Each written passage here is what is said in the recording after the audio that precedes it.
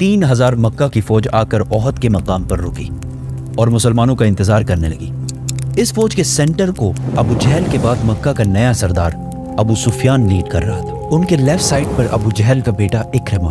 और right side पर 33 year old Khalid बिन वलीद घोड़ों के साथ लीड कर रहा था। मक्का के 3000 फौजियों से लड़ने के लिए जब 1000 सहाबा ओहद पहुंचे, अब्दुल्ला बिन उबई सबसे बड़ा मुनाफिक ने कहा कि हम तो नहीं लड़ेंगे भाई,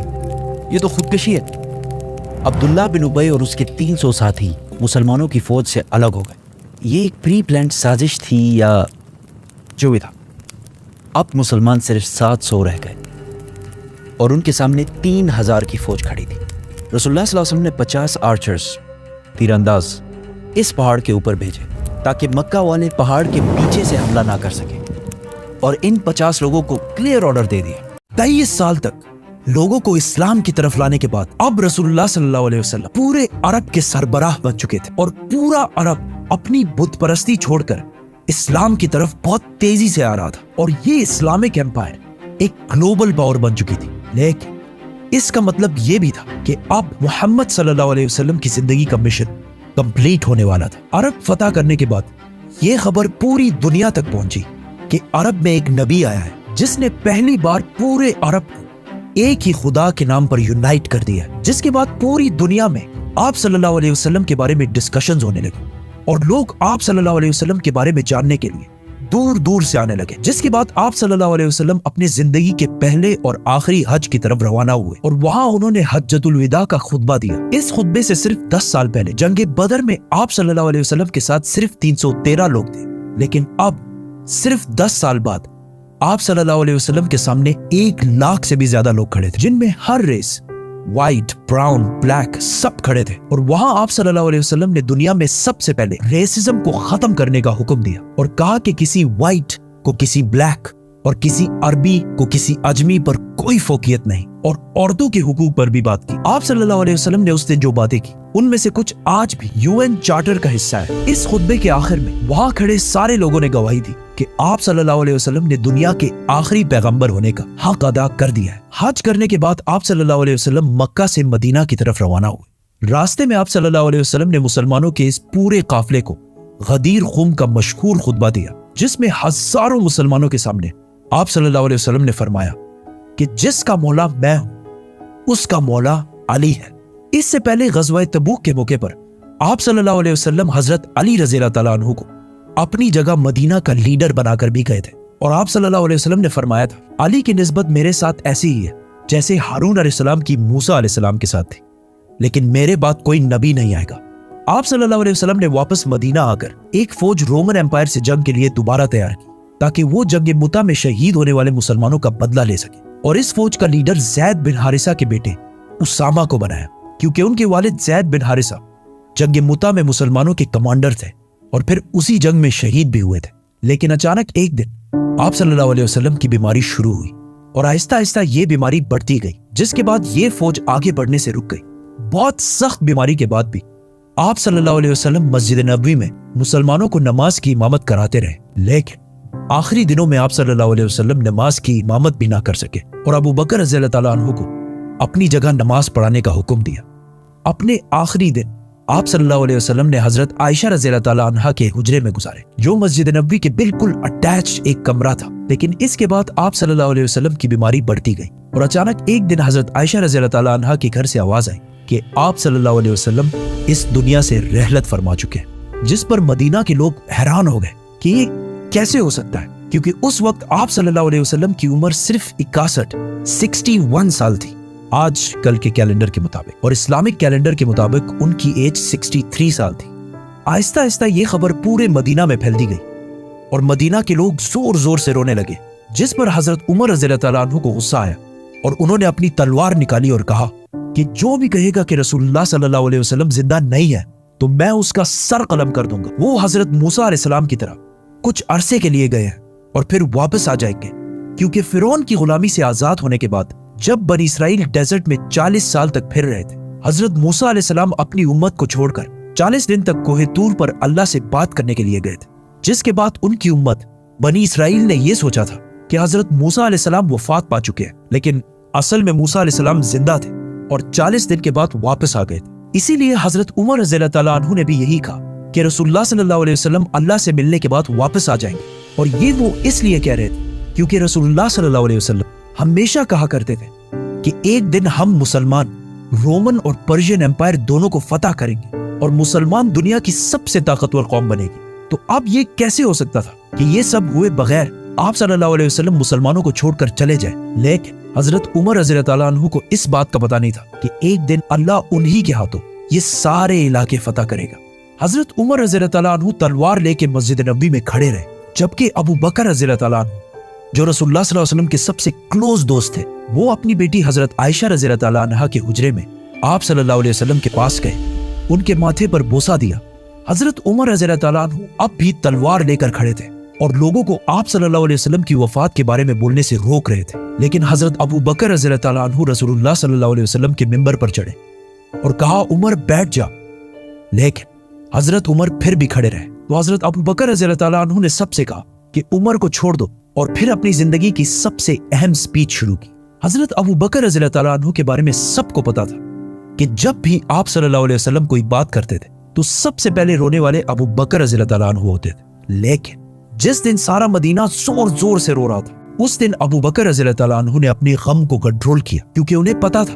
कि आज ये सिर्फ रोने का दिन नहीं है बल्कि रसूलुल्लाह सल्लल्लाहु अलैहि वसल्लम के मिशन को आगे बढ़ाने का दिन है। तो वो रसूलुल्लाह सल्लल्लाहु अलैहि वसल्लम के मिंबर पर खड़े हुए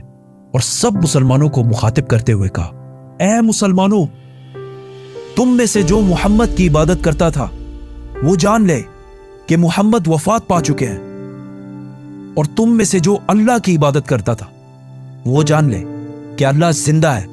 और उसे कभी मौत नहीं आएगी। जिसके बाद उन्होंने कुरान की वो आयत सुनाई जो जंगे ओहद के बाद नाजिल हुई थी कि जब जंगे ओहद में मुसलमान बहुत सख्त टाइम से गुजर रहे थे, कुछ दुश्मनों ने मसअब बिन उमैर रज़ी अल्लाह तआला अन्हु को शहीद कर दिया। जिसके बाद जंग के दरमियान ही मुसलमानों में यह अफवाह फैल गई कि रसूलुल्लाह सल्लल्लाहु अलैहि वसल्लम को शहीद कर दिया गया, क्योंकि मसअब बिन उमैर रज़ी अल्लाह तआला अन्हु की सूरत रसूलुल्लाह सल्लल्लाहु अलैहि वसल्लम से बहुत मिलती जुलती थी। ये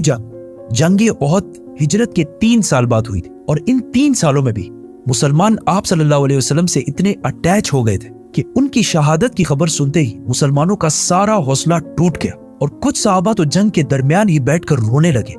और मुसलमान बिल्कुल जंग छोड़ने के करीब आ गए। जिसके बाद अल्लाह ने कुरान में फरमाया था कि मोहम्मद तो सिर्फ एक रसूल है, जिनसे पहले और भी रसूल गुजर चुके हैं, तो अगर मोहम्मद वफात हो जाए और या उन्हें शहीद कर दिया जाए तो क्या तुम इस्लाम से पीछे हट जाओगे? जैसे ही अबू बकर रज़ी अल्लाह तआला अन्हु ने ये आयत मुसलमानों के सामने तिलावत की, हजरत उमर जो बॉडी से बहुत मजबूत और ताकतवर शख्स थे, वो बिल्कुल जमीन पर गिर गए और सहाबा ने बाद में कहा कि ये ऐसे था कि जैसे हमने पहली दफा ये आयत सुनी हो। हजरत अबू बकर रज़ी अल्लाह तआला अन्हु के समझाने के बाद मुसलमानों को आहिस्ता आहिस्ता समझ आने लगी कि वाकई रसूलुल्लाह सल्लल्लाहु अलैहि वसल्लम इस दुनिया से रहलत फरमा चुके हैं। लेकिन अब जब सारे मस्जिद नबवी में मौजूद थे तो अचानक कुछ लोगों ने आके बताया कि मदीना के अंसार रसूलुल्लाह सल्लल्लाहु अलैहि वसल्लम के बाद अपना नया लीडर चूज करने वाले हैं। तो हजरत अबू बकर, उमर और हजरत अबू उबैदा रज़ी अल्लाह तआला अन्हु सीधा उस मीटिंग की तरफ बढ़े, जहां उन्होंने देखा कि मदीना के काफी अंसार हजरत साद बिन उबादा रज़ी अल्लाह तआला अन्हु को बैत देने वाले हैं, क्योंकि साद बिन उबादा मदीना के सबसे बड़े कबीले खजरज के सरदार थे और इस इस्लामिक एम्पायर का कैपिटल मदीना था। तो इसीलिए लोग नेचुरली उन्हीं को नेक्स्ट लीडर समझ रहे थे। लेकिन अचानक हजरत अबू बकर और उमर वहां पहुंचे और वहां सारों को समझाने की कोशिश की कि ये अब वही पुरानी मदीना की छोटी सी हुकूमत नहीं रही, बल्कि ये अब पूरे अरब की हुकूमत है और अरब कुरैश के अलावा किसी को भी अपना लीडर नहीं मानेंगे, क्योंकि कुरैश अरब के सबसे इंपॉर्टेंट शहर मक्का के रहने वाले लोग, जिनकी पूरा अरब बहुत इज्जत किया करता था, क्योंकि मक्का में अरब की सबसे होली साइट काबा है और बहुत साल पहले अब्रहा के 60,000 के लश्कर को एक मिरेकल से हराने के बाद उनकी अरब में बहुत इज्जत बच चुकी थी और अब मोहम्मद सल्लल्लाहु अलैहि वसल्लम भी इसी कुरैश कबीले में से थे, विच मींस अब कुरैश ही अरब को यूनाइट रख सकता था। और वहां खड़े सारे लोगों ने इनकी बात से एग्री भी किया, जिसके बाद लोगों ने साद बिन उबादा रज़ियल्लाहु तआला अन्हु को बैत देना छोड़ दी। लेकिन ये बहस फिर भी जारी रही कि कौन आप सल्लल्लाहु अलैहि वसल्लम के बाद इस इतनी बड़ी एम्पायर को संभालेगा। आखिर हजरत अबू बकर रज़ियल्लाहु तआला अन्हु ने उन्हें कहा कि हमें उमर या अबू उबैदा में से एक को अपना खलीफा चूज कर लेना चाहिए। लेकिन उमर रज़ियल्लाहु तआला अन्हु ने हजरत अबू बकर के हाथ पर बैत कर ली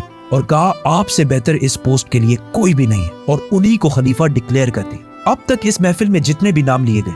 उन सारों में से किसी पर भी इत्तेफाक नहीं हो रहा था। जैसे ही हजरत उमर ने अबू बकर रज़ी अल्लाह तआला अन्हु का नाम लिया, वहां सारे ही इस बात पर राजी हुए और सब ने हजरत अबू बकर रज़ी अल्लाह तआला अन्हु के हाथ पर बैत कर ली। और इस तरह कुछ ही टाइम में इस इतनी बड़ी एम्पायर का खलीफा मुसलमानों के दरमियान मशवरे से सेलेक्ट कर लिया गया, जबकि बाकी सारे एम्पायर्स में हमेशा बहुत खून खराबे के बाद यह फैसला होता था। और आखिर हजरत अबू बकर रज़ी अल्लाह तआला अन्हु 59 ईयर्स की एज में खलीफा बने। लेकिन इस सारे मीटिंग में